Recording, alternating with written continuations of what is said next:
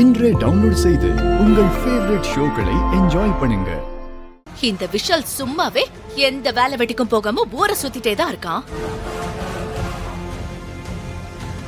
இதுல நீங்க வேற அவன் கிட்ட வந்து இசைய பாத்துக்கிறதா உன்னோட முதல் வேலைன்னு பர்மிஷன் கொடுத்தா அப்புறமே எப்படி உருப்பிடுவான்? சிந்தாமணி, நீ வாய மூடு.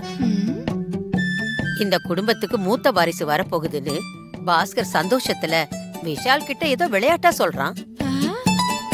அதையெல்லாம் பெருசா எடுத்துக்கிட்டு எல்லார் முன்னாடியும் விஷால இப்படித்தான் கேவலமா பேசுவியா?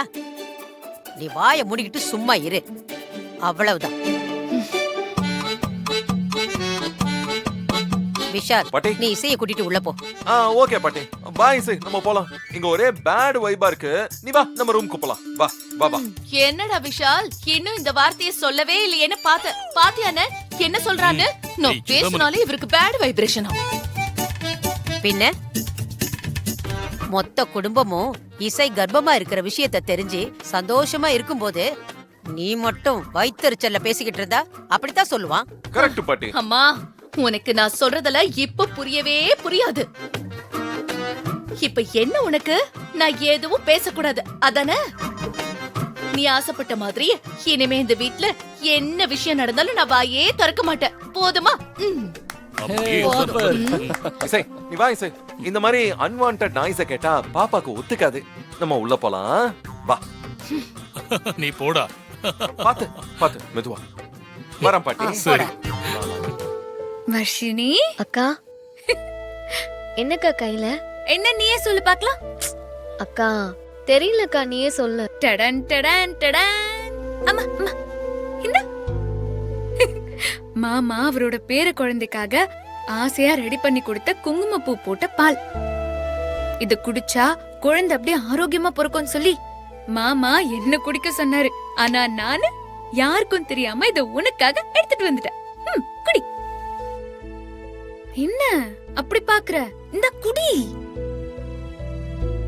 பொறுக்க போற குழந்தை நல்ல கலரா உன்ன மாதிரியே முயல் குட்டி மாதிரி அழகா பொறுக்கும். அக்கா, நீ எப்படிக்கா எல்லாத்தையும் இவ்ளோ ஈஸியா எடுத்துக்கிற? இங்க நடக்கிறதெல்லாம் பார்த்தா எனக்கு பயமா இருக்கு. நீ சொன்ன பொய்யால குடும்பமே உன்னை தலையில தூக்கி வச்சு கொண்டாடுறாங்க. ஆனா உண்மை தெரியும் போது என்ன நடக்கும்னு நினைச்சாலே ரொம்ப டென்ஷனா இருக்குக்கா.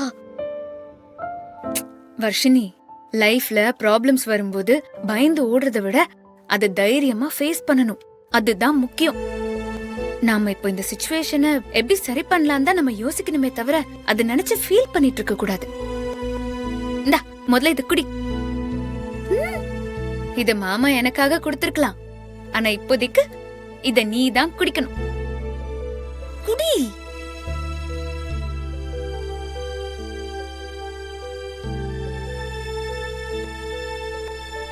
இனிமே இந்த வீட்ல நான் கர்ப்பமா இருக்கேன்னு நினைச்சு தினமும் என்னெல்லாம் ஸ்பெஷலா கிடைக்குதோ அது எல்லாத்தையும் நான் எடுத்துட்டு வந்து உனக்கு தான் கொடுப்பேன்.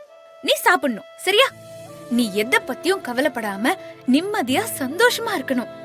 அப்பதான் என் குட்டி தங்கச்சியோட குழந்தை நல்லபடியா சந்தோஷமா இந்த உலகத்துக்கு வரும்.